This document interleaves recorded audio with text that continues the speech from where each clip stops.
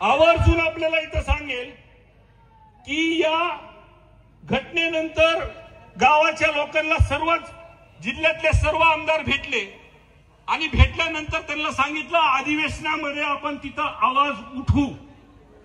आपण सगळ्यांचे भाषण तिथं बघितले. सगळ्यांनी कळकळून मी तर विरोधी पक्ष मार्गावरती आहे, पण धस अण्णा तर भाजपमध्ये आहेत ना. आमचे प्रकाश दादा तर अजितदादाकडे आहेत ना. आमचे आवड साहेब तर आमचे पण छाती ठुकून म्हणले ह्याला 8 टाका म्हणलेत ते. आणि सगळ्यात महत्वाचं की सीएम साहेबाच्या जवळचे अभिमन्यू पवार, मी जेव्हा त्यांना ही घटना सांगितली तर सभागृहामध्ये त्यांनी आमची साथ दिलेली आहे. त्या माणसासाठी एक टाळ्या, सगळ्यांसाठी टाळ्या वाजवा. हा काही कोणत्या जातीचा पातीचा हा विषय नाही. सरकारमध्ये आम्ही सर्वांनी मागणी केल्यानंतर त्या सभागृहामध्ये आम्ही सुरुवातीला म्हणलं होतं की राजकारण आणायचं नाही, म्हणून या सर्व लोकांनी आपल्याला साथ दिलेली आहे तिथं.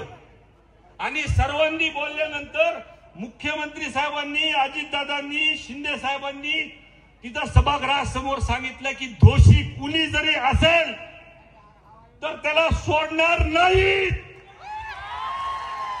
आमचं एक आमदार म्हणून, लोकप्रतिनिधी म्हणून बारीक लक्ष अण्णा, तुम्ही ज्या सभागृहामध्ये ज्या पद्धतीने तुम्ही तिथं बोललात, अजून 5 मिनिटं जर अण्णा जर तिथं बोलले असते तर सभागृह ढसढस रडलं असतं तिथं. हे सगळं महाराष्ट्राने बघितलंय. त्याच्यामुळं काळजी करू नका. ह्या ज्या माणसांनी, पवार साहेब, अभिमन्यू पवार साहेब, तुम्हाला मी म्हणलं होतं लोकांमध्ये रोष आहे, लोकात शांतता आहे, पण जेव्हा मोर्चा निघेल तुम्हाला दिसेल ह्या कोणता जातीपातीचा मोर्चा नाहीये.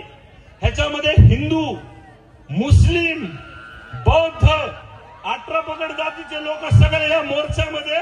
एक माणूस आपल्याला गेलेला आहे, आपल्या घरचा माणूस गेलेला आहे, त्याला न्याय देण्यासाठी इथं जमलेले आहेत साहेब.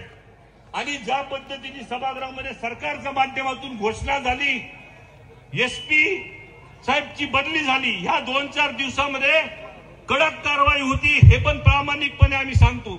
काही अटक झाले, 2 नंबरचे धंदे बंद झाले, पण सर्वात महत्वाचं साहेब की आमची घडीचा काटा एकाच ठिकाणी अडकतो की या वाल्मिक कराडला त्याला फक्त त्या खंडीच्या गुन्ह्यामध्ये अजून अटक नाही. आवर साहेब, दुसरी गोष्ट त्याचं कनेक्शन डायरेक्ट लागतंय त्या खंडीमुळे 302 मध्ये. 19 दिवस झाले अजून सुद्धा त्याला एका गुन्ह्यामध्ये अटक नाही. आणि दुसऱ्या गुन्ह्यामध्ये तुम्हाला सांगतो अजून त्याचं 302 मध्ये कट कारस्थान नेमलेलं आहे, त्याचा तपास होत नाही. बाकीच्या गोष्टी आहेत. आणि मी जेव्हा मतदारसंघातला दौरा केला दसांना आणि दादा, तेव्हा लोकांकडून ही मागणी आली की ह्यांना, ह्या वाल्मिक अण्णाला संरक्षण हे जे आहे धनंजय मुंडे साहेबांचं आहे. माझी प्रमुखपणे मागणी आहे की एक, मला बोलून द्या व्यवस्थित, एक तर या केसमध्ये 302 मध्ये कट कारस्थानमध्ये त्याचं नाव आलं पाहिजे, वाल्मिक कराडला अटक झाली पाहिजे, ही केस अंडर ट्रायल चालली पाहिजे, ही फास्ट ट्रॅकवर चालतात म्हणून सरकारने जाहीर केलंय. तोपर्यंत धनंजय मुंडे साहेबांचा राजीनामा घेतला पाहिजे. ही आमची कळकळीची विनंती आहे साहेब. आमचं काही राजकारण नाही. आज त्यांच्या कुटुंबाला भेटल्यानंतर खूप काही गोष्टी सांगितल्या. त्या खंडीमुळे तिथं हे सरपंच गेला होता, पण खरी परिस्थिती आज आमच्यावर सुद्धा आरोप होता ते की आम्ही राजकारण ह्याच्यामध्ये आणतोय. पण आम्ही राजकारण त्यांच्या घरी जर गेलो साहेब, अजून सुद्धा पत्र्याचे घर आहेत आणि पावसाळ्यात अजून सुद्धा गळत आहे ते घर.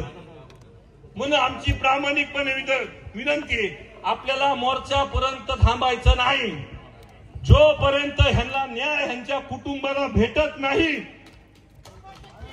कायमस्वरूपी घसांना प्रकाश दादा तुम्ही सत्तेमध्ये तुम्ही सगळेजण हे वाढून देऊ नका हा प्रकार आमची कळकळीची विनंती आहे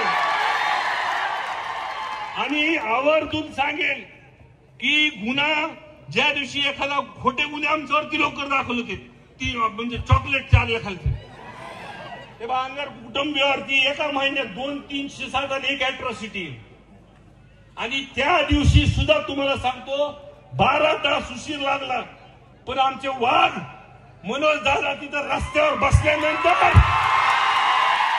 त्यांना गुन्हा दाखल तिथं करावा लागला आणि अशाच आम्ही जरी सगळ्या वेगळ्या विचाराचे भूमिकेच्या सगळ्या वेगळ्या पक्षात जरी असलो पण ह्यांना न्याय देण्यासाठी आम्ही एकत्र येऊ एवढंच या ठिकाणी सांगतो आणि माझे 2 शब्द संपवतो.